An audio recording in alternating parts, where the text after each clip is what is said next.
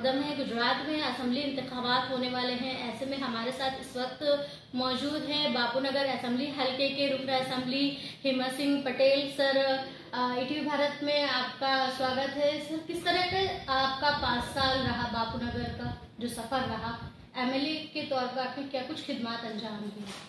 मेरा जो पॉलिटिकल जो जीवन है वो बहुत पहले 87 में मैं कॉरपोरेशन में चुनकर गया था। लगातार 4 टर्म मैं 20 साल तक कॉरपोरेटर रहा, अहमदाबाद शहर का मेयर भी रहा और अलग अलग पदों पर मैंने काम किया। हमने हमेशा हमारा कार्यालय, हमारी ऑफिस और हमारा जीवन हमेशा लोग पब्लिक के, आवाम के, लोगों के बीच में रहता है। लोगों के जो सुख दुख की रोज़ बरोज़ की जो समस्याएं हैं, हमारा इलाका जो है वो गरीब वर्ग का है, मजदूर वर्ग का है।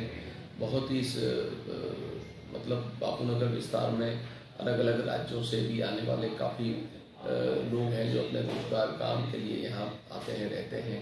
तो लोगों की अलग अलग समस्याएं रहती हैं।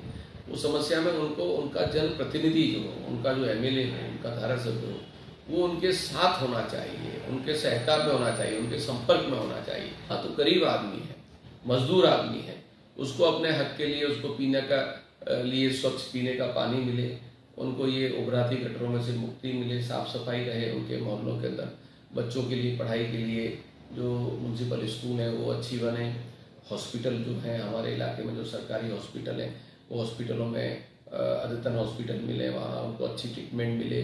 तो ये सारी चीज़ें जो गरीब आदमियों की जो ज़रूरियात है उस चीज़ों को हम बहुत ही गंभीरता से ध्यान में लेते हैं। अभी आधार कार्ड है, रेशनिंग कार्ड है, ये भी लोगों के जीवन की बहुत ही अहम चीज़ बन चुकी है।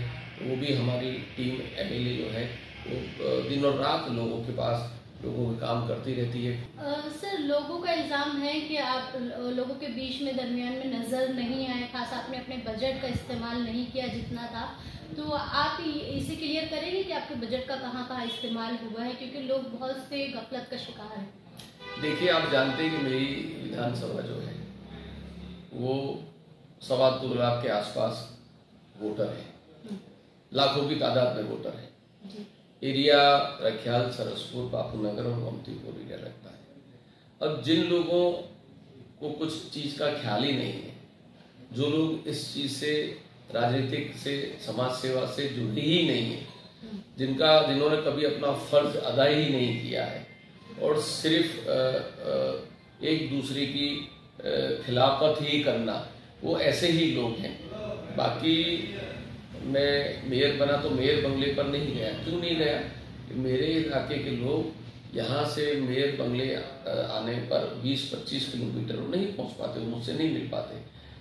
आज जितना मैं आपको बहुत हक से और गर्व से कह सकता हूँ कि पूरे गुजरात में जितने हमारे इलाके में, क्षेत्र में जितना मेरा दौरा होता है, जितना लोगों से संपर्क होता है, लोगों के सुख दुख के अंदर भी, चाहे वो दुख के समाचार हो या सुखी के समाचार हो या लोगों के कोई भी कार्य हो, कोई भी त्यौहार हो, धार्मिक कार्यक्रम हो, हर हमेशा मैं लोगों के बीच में रहता हूँ।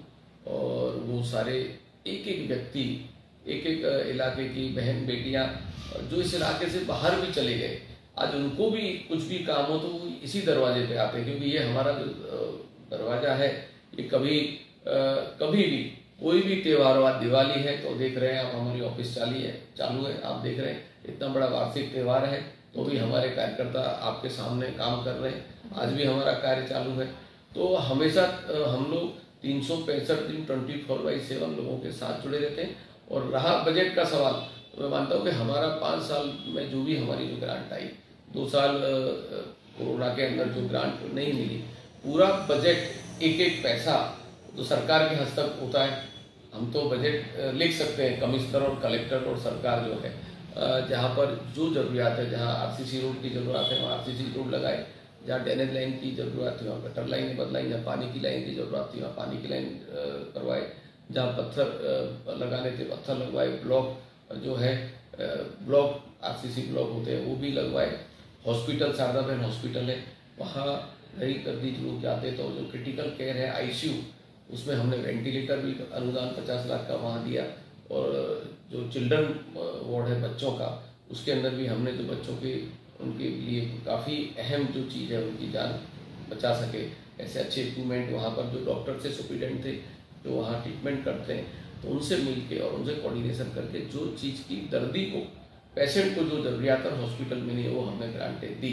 तो हमारा जो खुली किताब है सारी चीज़ों में, और सारे कार्ड ओपन है।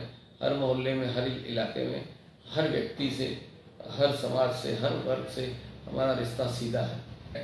पहली बार 27 साल में ऐसा बापू नगर का एमएलए है कि जिसने विधानसभा के अंदर बापू नगर की जनता के हक में, अधिकार में लड़ाई लड़ी, चाहे वो शिक्षा का प्रश्न हो, युवाओं के रोजगार का प्रश्न हो या महंगाई का प्रश्न हो, सारे मुद्दों पर सरकार को घेरा है और सरकार को जिम्मेदारी बताते हुए कहा है कि जो सरकार काम नहीं कर रही, इससे लोगों की क्या क्या परेशानी है, ये मैं आपको रिकॉर्ड के आधार के ऊपर भी कह सकता हूँ। आप पत्रकार हैं, आप जाके देख भी लीजिए। तो गरीब लोगों को जो सुविधाएं मिलनी चाहिए हम उसकी चिंता करते हैं, और लोगों के हक और अधिकार में हमेशा जागरूक बनकर और फुल समय हमारा जो है समाज सेवा में जाता है, और हम हमेशा लोगों के बीच में रहकर लोगों का प्यार भी हो। सर, लेकिन अभी तक जो कांग्रेस की लड़ाई थी वो बीजेपी के साथ थी, लेकिन अब आम आदमी पार्टी और AIMIM के आने से ये मुकाबला चार तरफा नजर आ रहा है। बापू नगर में सभी लोग कैंडिडेट खड़े कर रहे हैं, नए नए चेहरे नजर आ रहे हैं। आप तो एक कदावर नेता हैं कांग्रेस के, तो इस बार की लड़ाई किस तरह का रहेगा इलेक्शन में? देखो, ये तो जनता तय करेगी, लोग तय करेंगे, पहली बार नहीं। गुजरात में हमेशा लड़ाई जो है वो बीजेपी और कांग्रेस के बीच में रहेगी, जो कांटे की टक्कर जो होती है। और यहाँ कई पार्टियां आई, बड़े बड़े लीडर आए, हमारे राज्य के लीडर थे, बड़े लीडर थे, सम्मानित लीडर थे। शंकर सिंह वाघेला जी मुख्यमंत्री थे, उनकी सरकार बनी, उन्होंने नेतृत्व में भी उन्होंने इलेक्शन लड़ा, लेकिन वो जीत नहीं पाए। केशुभाई पटेल साहब, उनका भी बड़ा इस राज्य में प्रतिभाशाली व्यक्तित्व था, बड़े व्यक्ति थे, पाटीदार समाज में भी उनकी बड़ी इज्जत थी और सभी वर्ग में अच्छे नेता थे। उन्होंने भी महागुजरात पार्टी बनाई, वो भी सफलता प्राप्त हुई। ये दोनों इस राज्य के बड़े प्रतिभाशाली नेता थे। अब बाहर के जो लोग आ रहे हैं वो बीजेपी की बी टीम है। भारतीय जनता पार्टी चारों तरफ से इस बार घिर चुकी है। भारतीय जनता पार्टी ने लोगों के हक में जो काम करने चाहिए नहीं कर पाए, तो वो ऐसे बी टीम की ऐसे अलग अलग पार्टियों को लाना, यहाँ कांग्रेस के वोट को तोड़ने का प्रयास करना, अपक्ष कैंडिडेट खड़ा करना, ये साजिश और षड्यंत्र का एक भाग है। आवाम जान चुकी है, आवाम पहचान चुकी है कि भाई जो पार्टी जीत नहीं सकती है और वो पार्टी भाजपा को हरा नहीं सकती है, तो आवाम अपना वोट जो है वो गलत जगह नहीं डालेगी। आवाम का हक और अपने अधिकार को जो है वो हमेशा जनता है वो कांग्रेस को ही पसंद करती है। गई बार भी यहाँ आप पार्टी लड़ी थी, ऐसा तो है नहीं, कहीं गई बार भी लड़ी थी आप पार्टी, तो ये पहली बार नहीं है। इलेक्शन में तो ऐसे माहौल में लोग आते जाते हैं, लेकिन अब जनता समझदार हो चुकी है, जनता जागरूक है और जनता बहुत समझदारी के साथ अपना वोट डालती है। कोरोना जैसी महामारी गई, कौन खड़ा रहा कोरोना के बीच में? हम लोग खड़े रहे, कांग्रेस पार्टी खड़ी रही, हमेशा लोगों के सुख दुख के अंदर, कोरोना के अंदर दिन और रात हम लोगों ने काम किया। हॉस्पिटल में एडमिट कराना हो, ऑक्सीजन की जरूरत हो, वेंटिलेटर की जरूरत हो, कोई दवाइयों की तकलीफ हो, सारे कार्य किए। खाने पीने की जरूरत थी लोगों की, गरीब आदमियों को, उनको घर घर खाना पहुंचाना, अनाज पहुंचाना, मतलब सब चीज हमारी टीम कांग्रेस ने बिल्कुल मिलजुल के काम किया। और आज इसी के लिए हम कह रहे हैं कि कोरोना महामारी में भी जो लोग मर गए उनको 4 लाख रुपए मिलने चाहिए सरकारी कोष से, और वो हमने वादा भी किया है। तो हम अनेक नए मुद्दों के साथ आ रहे हैं। 300 यूनिट बिजली हम लोग फ्री देंगे, ये कांग्रेस का वादा है। लेकिन ये तो आम आदमी पार्टी भी कह रही है बिजली। नहीं, आम आदमी पार्टी तो है ही नहीं है, वो तो हमारी तो जो सरकार है, कांग्रेस पार्टी तो बुनियादी पार्टी है। कांग्रेस पार्टी इस देश की आजादी की लड़ाई से आज 100 साल से ऊपर की कांग्रेस पार्टी हो गई। वो तो वोट, ये तो बीजेपी की भी टीम है, ये तो बीजेपी की टीम है। हम एक मुद्दे पर चर्चा नहीं कर रहे। हमने कहा 300 रुपए, हम 300 यूनिट बिजली हम फ्री देंगे। हमने कहा हम लोग 10 लाख युवाओं को रोजगार देंगे। हमने कहा जो युवाओं को रोजगारी नहीं है उनको 3000 रुपए रोजगारी, जैसे हमने गाँवों में रोजगार गारंटी योजना लाए, 3000 रुपए हम लोग उनको बेकारी भत्ता, जो युवान है, जो पढ़े लिखे हैं, जिनको नौकरी नहीं, उनको 3000 का हम लोग भत्ता देंगे।